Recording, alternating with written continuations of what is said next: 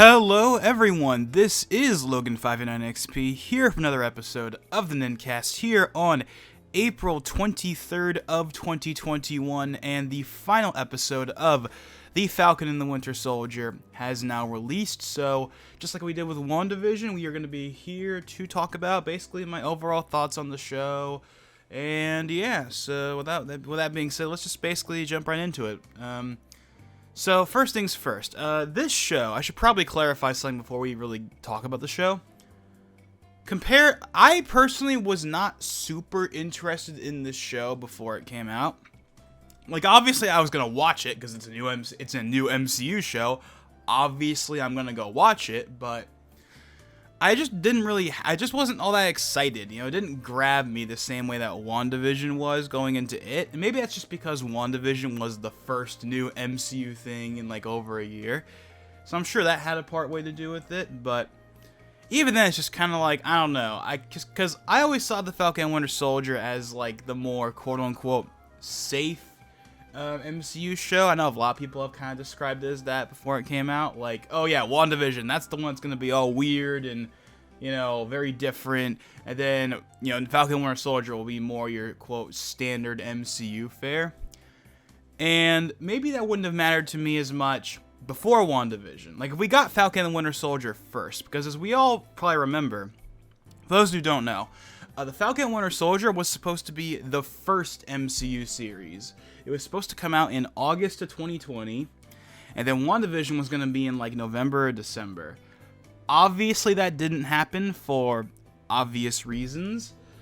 So instead, we ended up getting WandaVision first, and then Falcon and Winter Soldier second. And I kind of feel like having WandaVision be first may have damaged my perception of the Falcon and Winter Soldier a little bit, because the WandaVision was an experience, right? That was an experience. Like all the discussions, all the theories, week to week, it was insane. By comparison, the Falcon and Winter Soldier, at least to me, I really didn't pay attention too much to what other people were talking about, but at least to me, it didn't have nearly the same like level of like intrigue and discussion that WandaVision did. Now granted, as I discussed in my WandaVision thoughts on video, which of course if you haven't seen yet, it is here on this channel as a part of the Nin-Cast Season 5. Yeah, Season 5, 2021. Yeah, this series has been going on for that long. But anyways, yeah, as I talked about in that video though, one of the biggest strengths to WandaVision was a lot of the theories and speculation that were happening week to week. But that also arguably was its downfall, because obviously as we approach the final episode, people are getting their expectations raised to insane levels. Oh, we're gonna see Xavier, we're gonna see Wolverine, we're gonna see Doctor Strange and Spider-Man, we're gonna see this, we're gonna see that. All this insanity, and then the final episode came out and we got basically none of that. By comparison, the Falcon and Winter Soldier never had any insane theories or anything like that. That's the one thing I think the Falcon and Winter Soldier has over WandaVision for me, is that I never really, like, for me, the Falcon and Winter Soldier, I wasn't speculating or anything like that. I was just kind of like watching the show. Whereas, you know, WandaVision was, you know, theories, speculation, X-Men, mutants, all this stuff, right? And then by comparison, there's not really anything in the Falcon and Winter Soldier that would lead to insane speculation. I mean, yes, Madripoor is a city that does house mutants, but that's really the only, like, thing you can really connect that to. But yeah, I don't know. I'm not sure if I'm really explaining this correctly, but what I'm trying to say is it didn't have nearly the same intrigue as me because there wasn't all these possibilities in my head for what they could do. But by comparison, that might have also been a good thing, because it meant people weren't going to go into the final episode expecting this insane, crazy thing. But obviously we'll get to that when we do. So, yeah, so, I mean, we'll go ahead and get to the episodes here in a second, but I mean, overall, my rating for Falcon and Winter Soldier, well, maybe not a rating, that's not the right word, but just kind of like my thoughts on it overall before we get into like episodes. I mean, in my opinion, it's not as good as WandaVision. simply because WandaVision, I mean, even outside of the theories and speculation, WandaVision just grabbed me more than Falcon and Winter Soldier did because it was something different, right? You know, it was something that was very different for the MCU. Falcon and Winter Soldier kind of feels like, you know, we're going down, you know, the Winter Soldier path, kind of. And I know a lot of people love the Winter Soldier. It's considered one of the best, if not the best movie in the MCU. And trust me, I love that movie too. But I don't know. I don't know. Just for some reason, the Falcon and Winter Soldier overall, well, I did obviously enjoy it. Definitely was not as big or as exciting or as speculative as WandaVision for me. But enough about that. Let's go ahead and go by the episode. So obviously, the Falcon and Winter Soldier has only 6 episodes as compared to WandaVision's 9. And because of this, I believe the episodes are a bit longer than what WandaVision's were. WandaVision's kind of time frame kind of varied per episode. Generally speaking, though, I was actually kind of surprised how long the episodes for Falcon and Winter Soldier were. I remember, like, episode, I think, 2 or 3. It's like it seemed like the episode was about to end and then it just kept going. Like, I can't remember what episode it was exactly, but it was one of the earlier episodes. And I was like waiting for the episode to end and it would just never end. It was like insane how long the episodes felt, especially compared to, again, WandaVision, where they were definitely shorter overall. So yeah, the first episode. So the first episode, which is New World Order. This, of course, this starts off with, of course, the scene we've seen from the trailers of Sam Wilson, the Falcon, you know, in the helicopter, you know, in Libya, you know, doing all that stuff. We got a neat little action sequence. Then, of course, we meet up with Bucky Barnes. The fact that he was pardoned, he's currently going through therapy. He has to, like, you know, kind of make right with all the people he's wronged, and that does actually come back in the final episode, and we'll get to that when we get to it.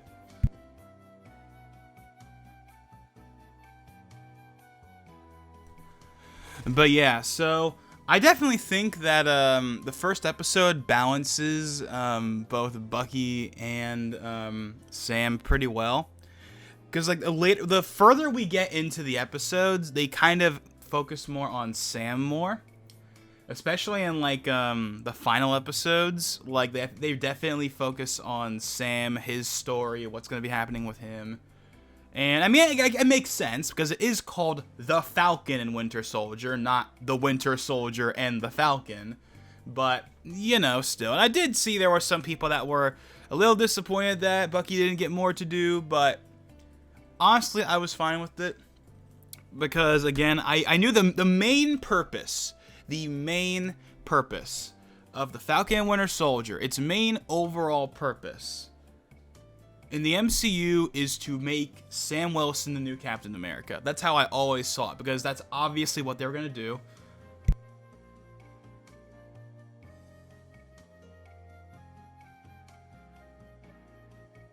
Obviously, at the end of Endgame, we had, of course, the scene with old Steve and, you know, Sam, the Shield, all that stuff. It was really obvious that that's what their plan was. They're going to make Sam Wilson, you know, the new Captain America. Not right then and there, but that was clearly the plan. And obviously the Falcon and Winter Soldier, the entire purpose of that show was always basically to make him the new Captain America. And no shocker here, in the final episode, he does become the new Captain America. But we'll get to that when we get to that point.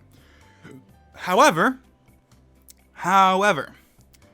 for a couple episodes, he is not the new Captain America, someone else is. And this is where we gotta talk about John Walker. So,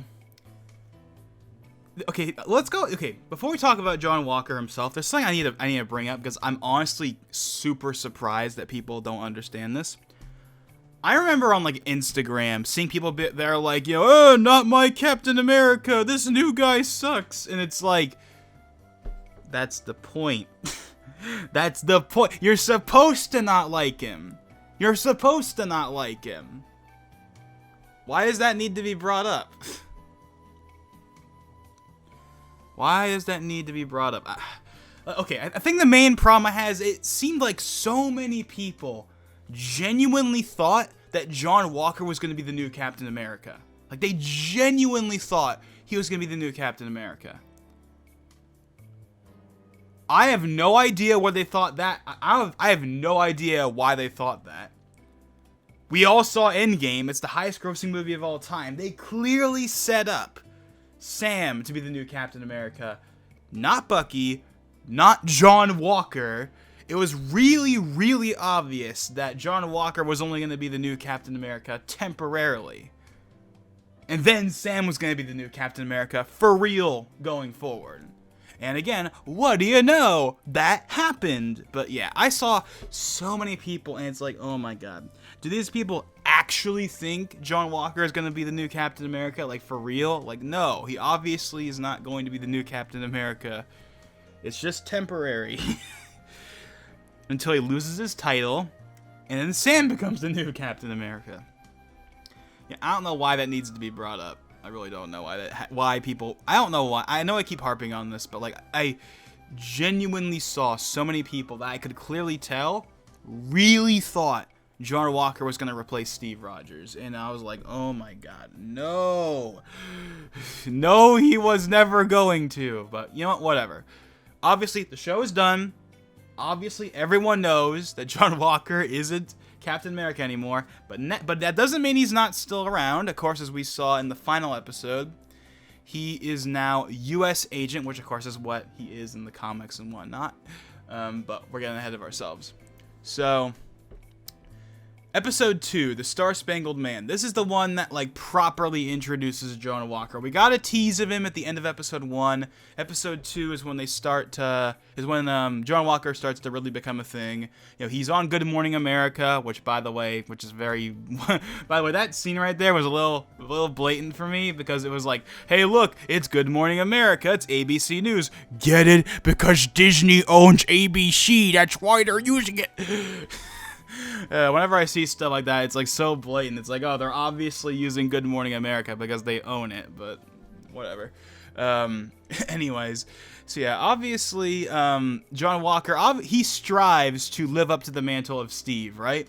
That's obviously what he wants, and of course he has his best friend, which is Lamar Hoskins, who, I forget his name. Like, he has like a superhero name, and I forget it. Sorry. He wasn't really focused on all that much. And obviously, there's a reason for that, because as we will find out later, and probably the most famous scene of the entire show. Yeah,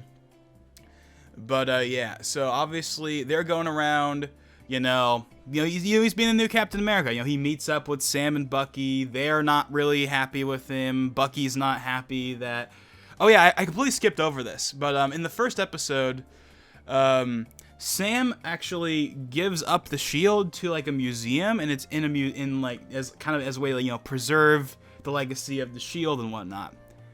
But then, of course, at the very end of that episode, they give the shield to John Walker, and Bucky is very clearly not happy, and Sam, he's not happy either. Not as much as Bucky, but definitely not happy either.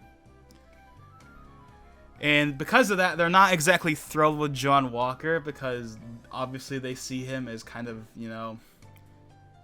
like, maybe they don't hate him necessarily. They just hate the fact that they don't like how he's taken the shield. He's taking Steve's legacy. But, so, yeah, obviously, oh yeah, and eventually, of course, we get, obviously, Zemo comes into the show. They go to Madripoor, all that stuff. Stuff goes down. The Super Soldier Serum. Then, I believe in Episode 3, at the end of Episode 3, we actually see something I was not expecting. And that is, I believe her name is Ayo, like A-Y-O. That's literally her name. She is, from Wakanda, right? She's a part of, she's one of the... Wakandan, what's the right word? What's it called again? The Dora Milaje, I believe is what they're called. Basically, like I don't want to say the military. That's not the right word. You know what I'm talking about? Those guys. You know who I'm talking about. We've seen them obviously in Black Panther. They were in Infinity War. You know who I'm talking about. Obviously, they're bald. They have the spears and whatnot. Those guys.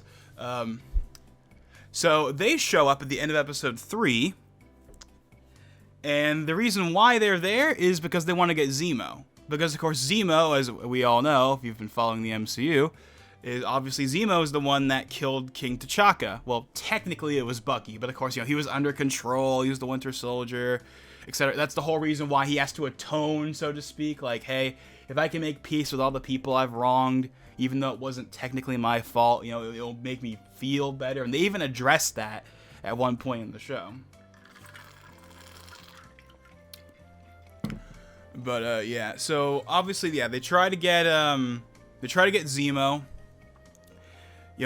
obviously as revenge for killing their king, which understandable. I think it's pretty safe to say it's pretty understandable. And eventually, Zemo does actually go to prison in the raft, the same raft we saw from Civil War. Later on, granted, but still, once Zemo's kind of done everything he can with Sam and Bucky. Oh yeah, I kind of have forgotten to bring them up because there's not much I really have to say about them. But also, of course, the Flag Smashers. They're kind of like the main enemy of the show. And what's kind of weird about this show to me is it's weird how real it feels to me. That's one thing I feel like the show, probably not super intentionally, but it's kind of weird how real the show feels sometimes. Because they tackle things, like obviously one focus of the show, of course, is on race, right? Ordinarily, people are not really fans when, Hollywood tries to bring in topics like that, because it normally doesn't end very well. But I thought it was actually done pretty well in this show. I didn't have a problem with it. I thought obviously the thing between Isaiah, and what happened with Isaiah, him and Sam, all that stuff. I thought that was all done pretty well. Handling the whole race thing. Oh yeah, I completely forgot about this. One scene that I'm pretty sure was supposed to be some subtext for race was, of course, the famous scene of Sam and his sister trying to get a loan for their boat. And they were denied, even though Sam is the freaking Falcon. He's a superhero, and yet they still got denied. I'm pretty sure that was supposed to be some subtext for racism, I think. I could be wrong. They definitely talk about that kind of stuff later in the show.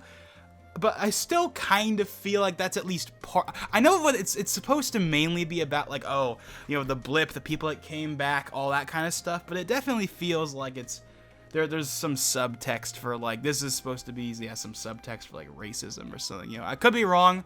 Maybe it is, maybe it isn't. I'm just bringing that up because that's what I personally felt kind of watching it. I kind of I knew what their main intent was, but I could definitely feel a secondary intent of this is supposed to be hey, look, it's a white guy denying two black people a loan. I kind of felt like there was probably some subtext there.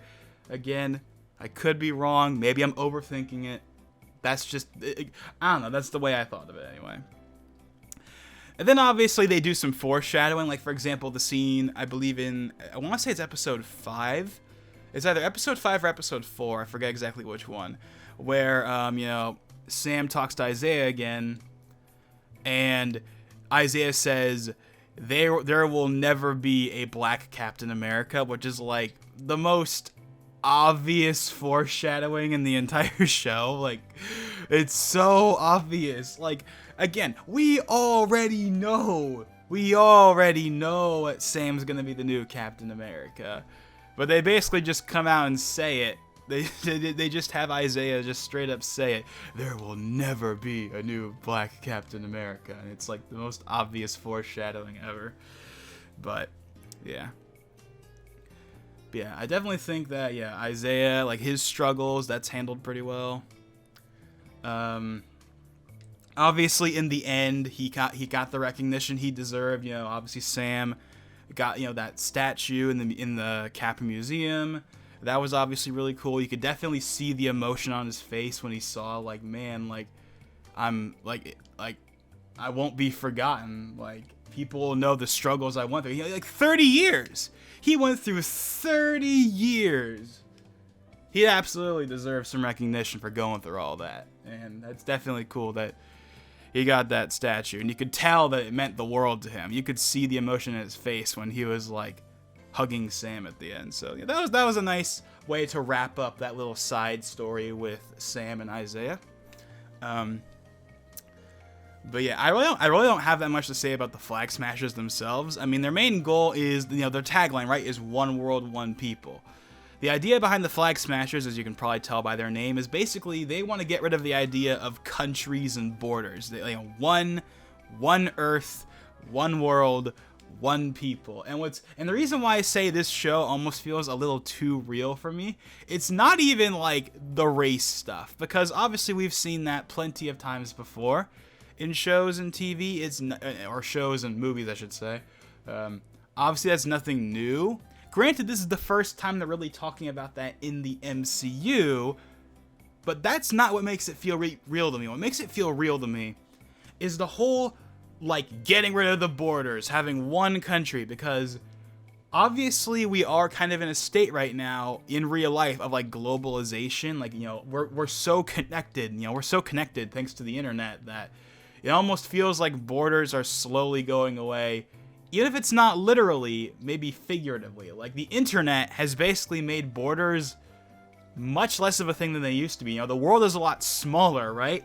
Because we can talk to someone in Japan, in Afghanistan, in Ethiopia, in Norway, like anywhere, Like, there's no restrictions, really. Well, obviously, certain countries ban certain websites and whatnot, like China, infamously, of course, has Twitter and YouTube banned and whatnot.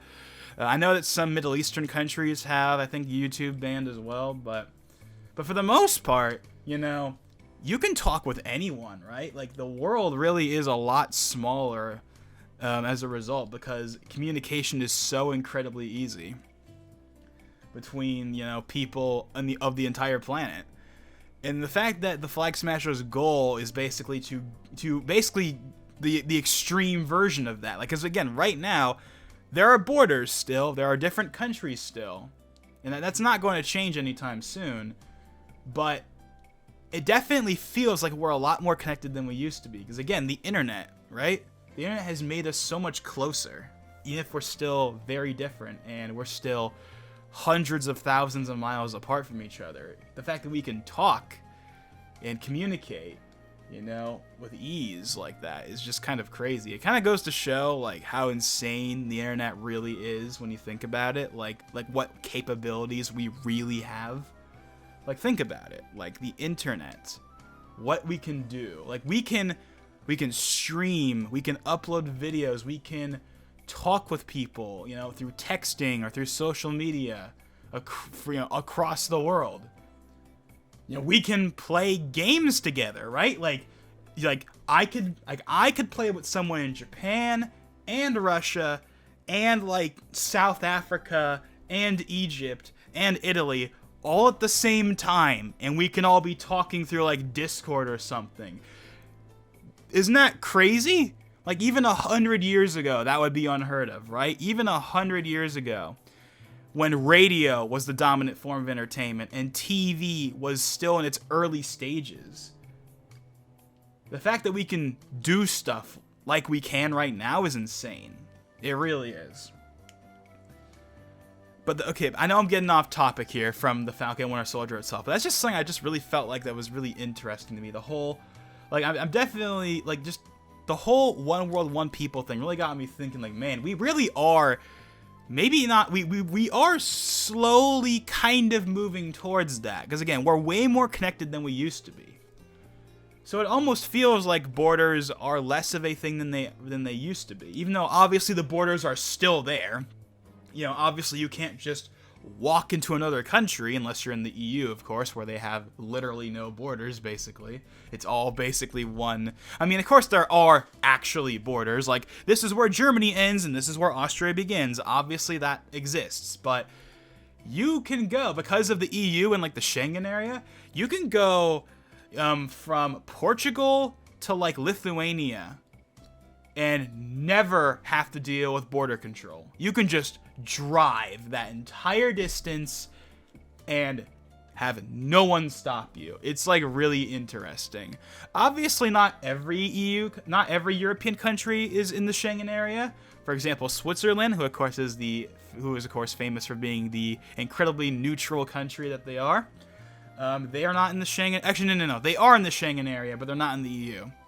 Of course, the UK, of course, is no longer in the EU, so that never. Granted, I don't think the Schengen area ever applied to the UK or Ireland because they're islands. But yeah, for like most of Europe, you can just drive or walk across the entire country and never have to deal with like border control or anything. You can just go. It's like weird, kind of. It's neat. It's neat that there's no restrictions, but. You could also argue that kind of diminishes you even having a border in the first place, right? If you can just walk from Lisbon to Tallinn, as I believe CGB called it, without any like border identification, like you could it's basically just all one big country to you, then it's not really a country if you can just walk into it without any real restrictions, is it? Or at least I'm sure that's how some people would argue it. But again, I'm getting way off topic here, but it's just such an interesting thing to think about, you know? It's like the Falcon Winter Soldier is making me think about these kind of things, you know? It's kind of, I never really expected to be thinking about stuff like that. But my main point was that that's kind of the Flag Smasher's goal, is like taking that connectivity of the world to its logical extreme, where there quite literally is no borders. There's one government, one country, maybe not even that. No, not even that, because they're called the Flag Smashers. They don't want government. They don't want a country. They just want everyone to be able to kind of do their own thing without having to worry about any of that stuff. Or at least that's the way I kind of think of it anyway. But yeah, the Flag Smashers overall, well, again, obviously I went into that whole side tangent because of them.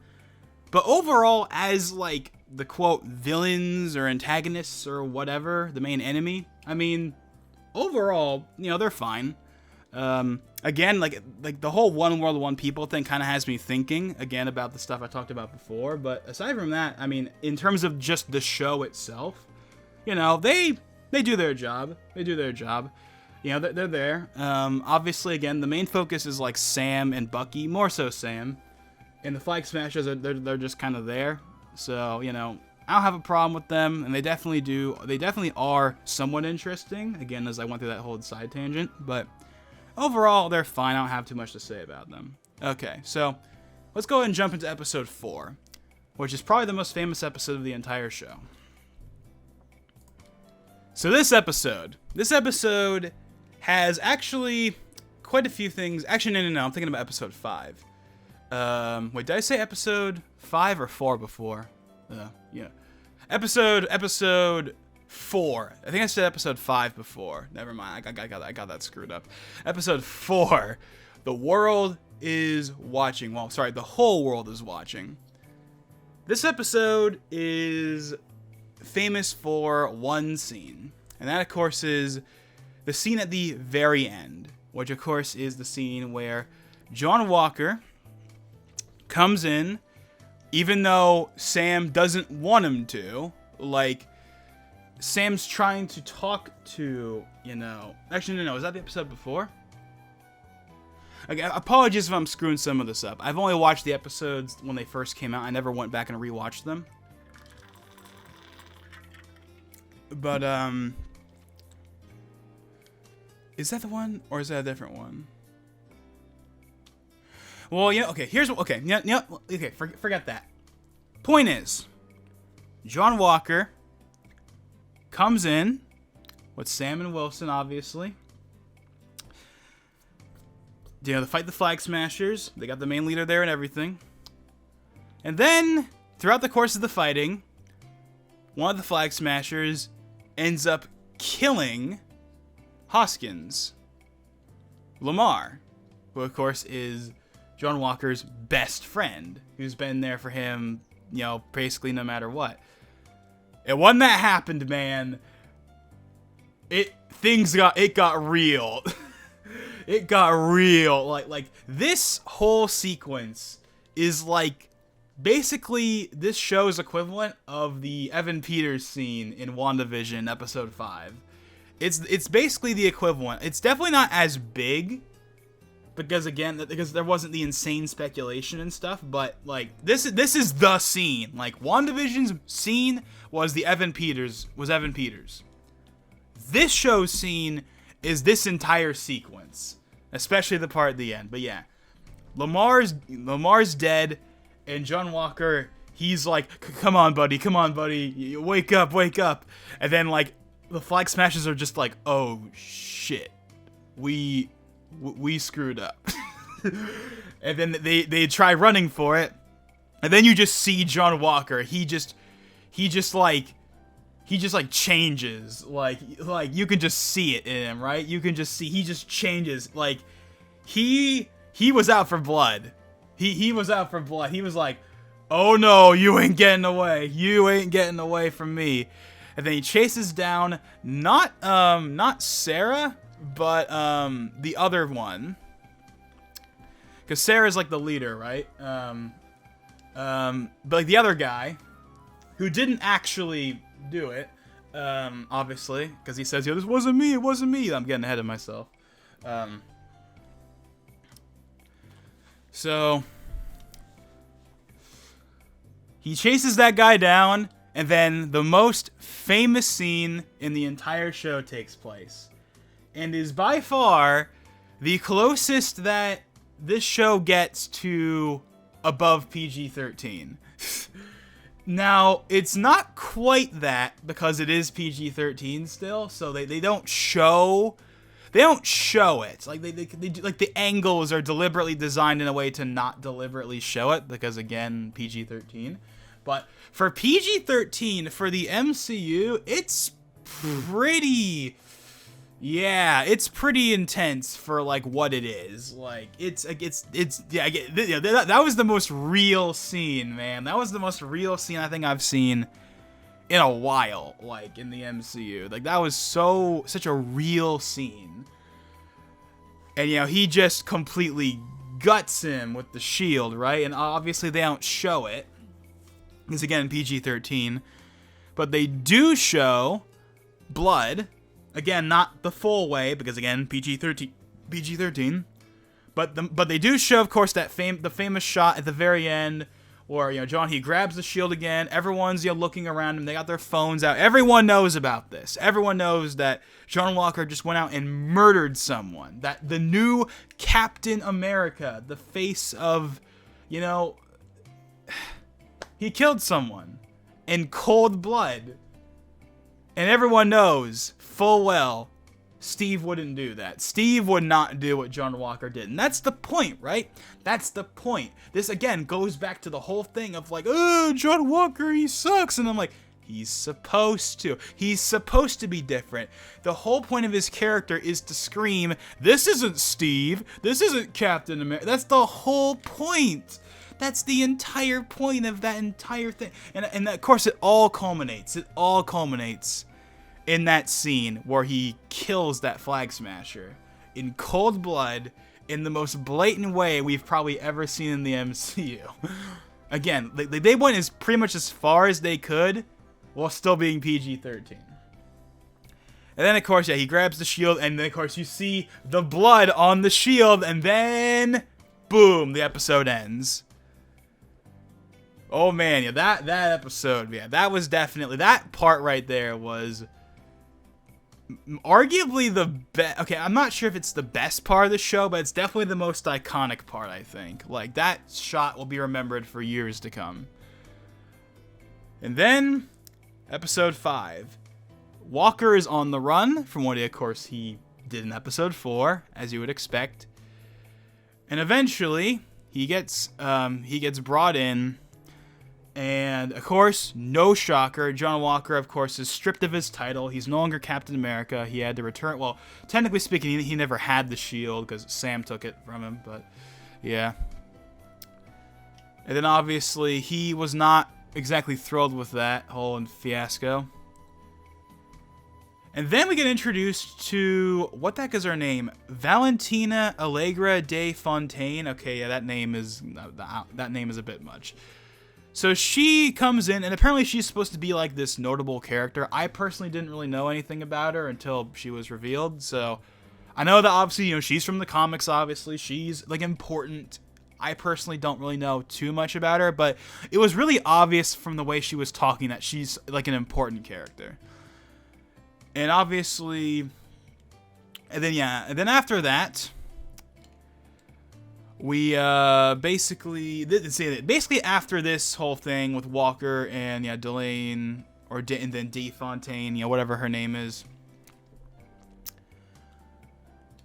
then they go and visit Isaiah. This is where the Isaiah scene I was talking about before happens, where like him and Isaiah talk some more, and that's where the there will not be a black Captain America. That's where that whole line comes from, which again is like really obvious foreshadowing, but sure, it's like one episode before the final one, so fine, I guess.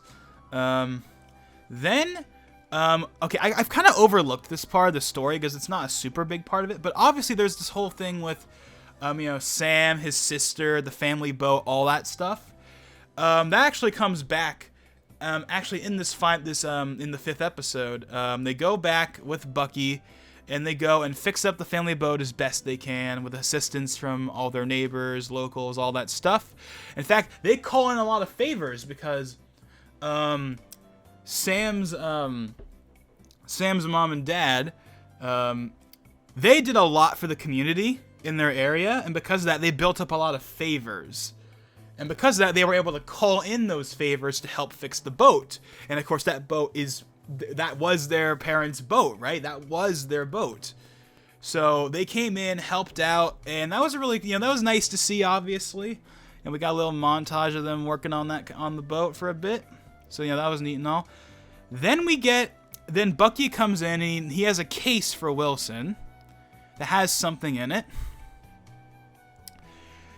which obviously will not be open until the very end. Then, of course, we get to see okay, this is where the real montage comes in. This is where we have, again, if it wasn't obvious enough that, like, Sam is going to be the new Captain America, this is where it happens. We have Barnes and Wilson at the family home messing with the shield. And then we have that whole training montage of Sam, working with the shield, and you see him getting progressively better, and you got the sweat and the slow-mo and all that stuff. It was, so they were going with that. And then the episode ends with the Flag Smashers planning to attack the GRC conference in New York City. And then we see Sam is opening the case he got from the Wakandans, and then the episode ends. But we get our first mid-credits scene where we see John Walker, who, of course, is now stripped of his title. He's now basically a no one. And we see a little thing of him building a new shield from scrap metal and his war medals and stuff like that. And then that's the end of that episode. And now, finally, here we are, the final episode, the one that came out today, which is called One World, One People. This episode is basically all about the attack on the GRC from the Flag Smashers and, Barnes and Sharon and everyone else, coming in to try and stop them. That's basically the entire episode, which isn't that surprising because, it's the final episode and, we got to have a climax, right, against the main baddies, so to speak. So we got that. It was good. It was good. Nothing super amazing, but it was good. It was good. Obviously, we got to see Sam in the Cap uniform. While he's officially wielding the shield. He has the outfit from the comics. He still has the wings. All that stuff. That's all going on. Obviously, in the end, Sarah, who is the leader, she ends up getting killed by Sharon, and then probably the second most famous scene of the entire show happens. So Sam brings Sarah. She brings them, to an ambulance or whatever. Everyone's there and they're like, thank you. All the senators and stuff. They're like, thank you. And then Sam starts his speech, and this is where the race thing gets like very much like kind of like thrown in once again. And again, I think it's done well. I think it absolutely is. But it is brought up again, obviously, and he even brings up, the whole, I'm a black Captain America. I know there's going to be millions of people out there that will never trust me, will never like me, but I'm still here doing what I got to do, all that stuff, right? And he has that whole speech, and yeah, it honestly went on for a bit longer than I was expecting, but they definitely made a point about it. Like, they definitely wanted to put emphasis on it. And yeah, and obviously, obviously it's not like obviously they bring up the race thing, but that's not most of the speech. I'm just saying it's there because I just feel like bringing it up, I guess, because obviously they've referenced this stuff before. Again, the whole there will never be a black Captain America, so they've brought up obviously race before in the show. So of course they brought it up once again for that speech. And then after that, the GRC halts their current plans to relocate people. And Sam officially becomes the new Captain America. And they even signify this in the end credits where they change it to Captain America and the Winter Soldier. Also, John Walker officially becomes a U.S. agent with the black uniform and everything. And then, yeah. Oh, yeah. Okay. And then here's the thing.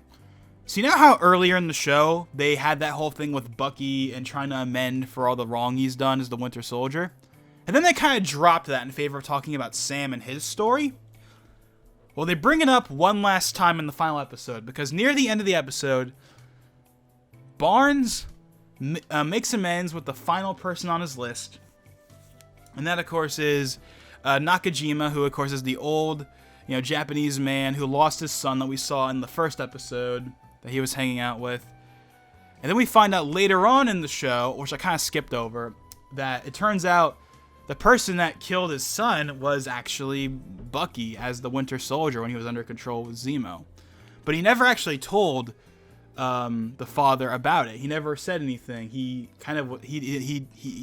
didn't say anything about it. But in this final scene of the episode before we get to the mid-credits scene, yeah, we see Barnes. He comes in, talks to Nakajima for probably the last time, and he tells him that the truth, that he's the one that killed his son as the Winter Soldier.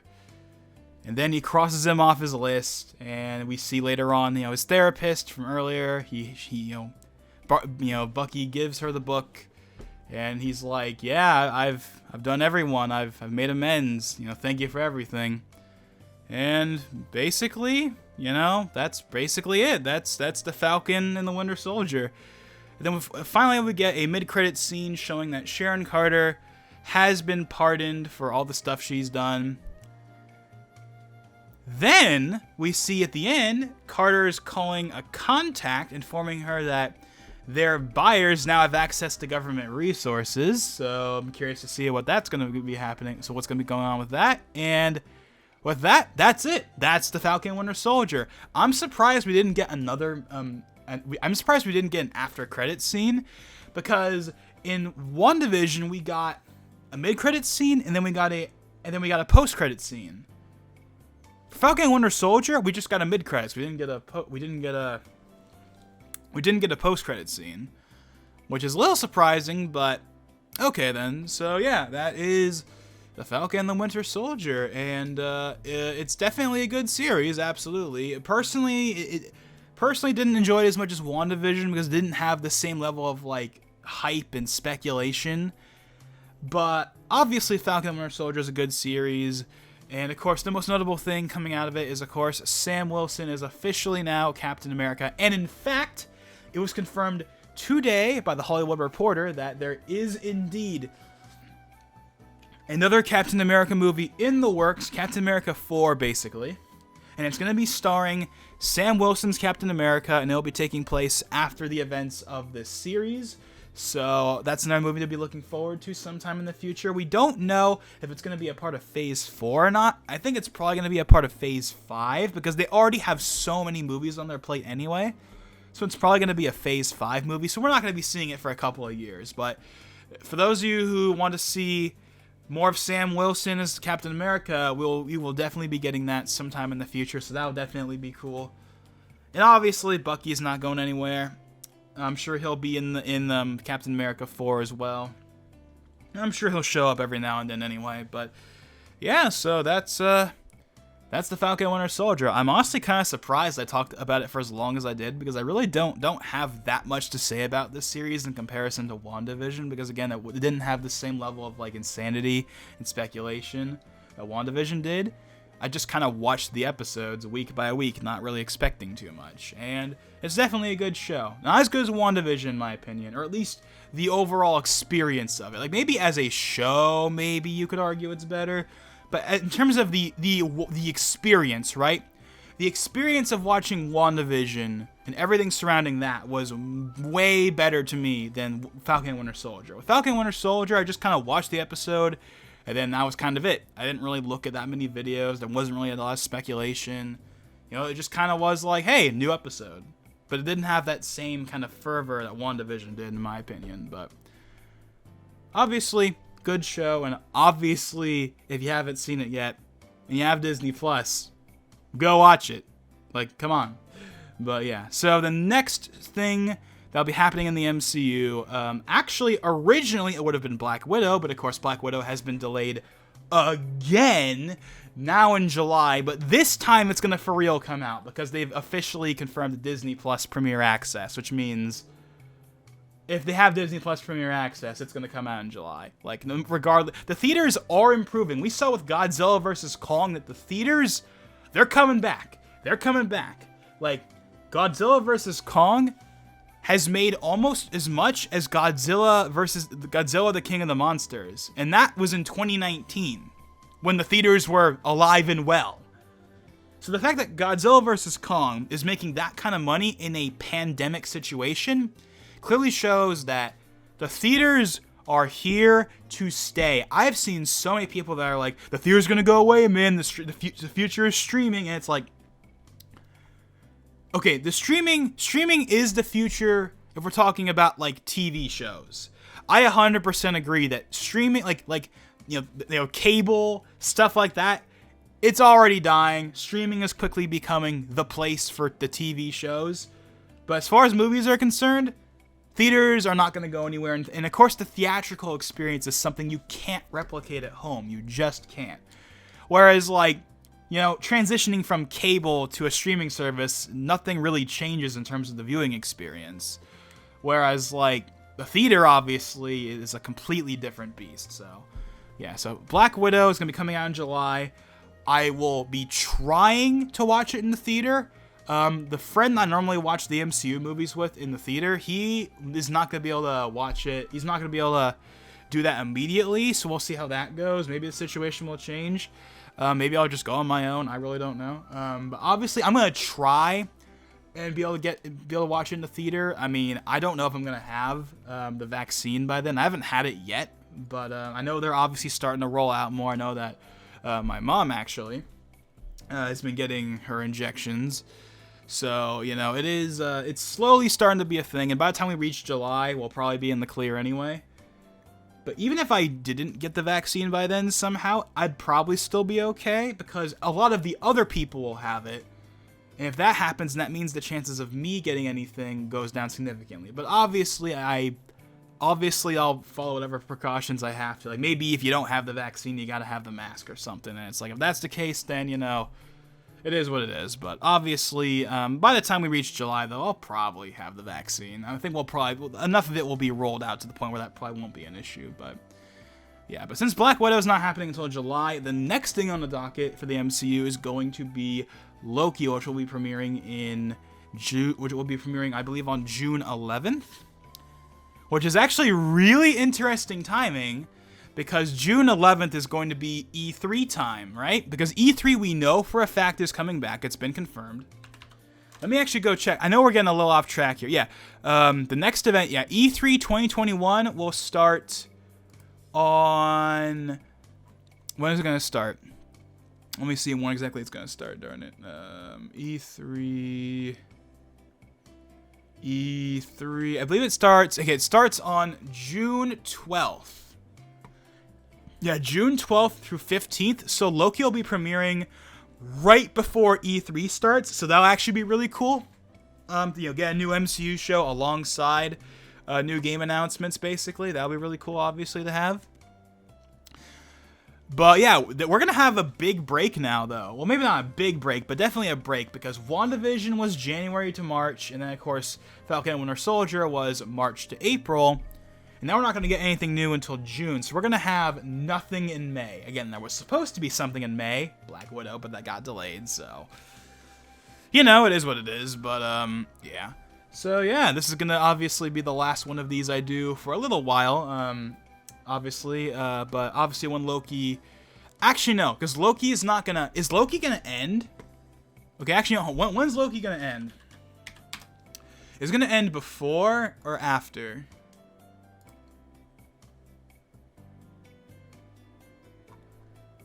I'm curious. Hold on a sec. Loki. Okay, Loki currently doesn't have a end date set. All we know is it's premiering on June 11th. It will consist of 6 episodes, so actually it might end. Before Black Widow comes out, because it'd be kind of weird to have Black Widow come out and then finish Loki. It would make more sense to finish Loki first, then do Black Widow, but we'll see. Either way, though, yeah, it's gonna be a little while until we talk about the MCU again. So, well, actually, I might do a video talking about like all the Spider-Man stuff going around, but in terms of like these thoughts on videos, it's gonna be a little while until we get another one of these. So yeah. So yeah, that's kind of really all I have to say. So if you've made it this far into the video, then I definitely thank you for watching. I have a couple of other videos in the pipeline, so be on the lookout for those on both the main channel and secondary channel. And yeah, with that being said, this is Logan589XP, and I'll see you guys next time.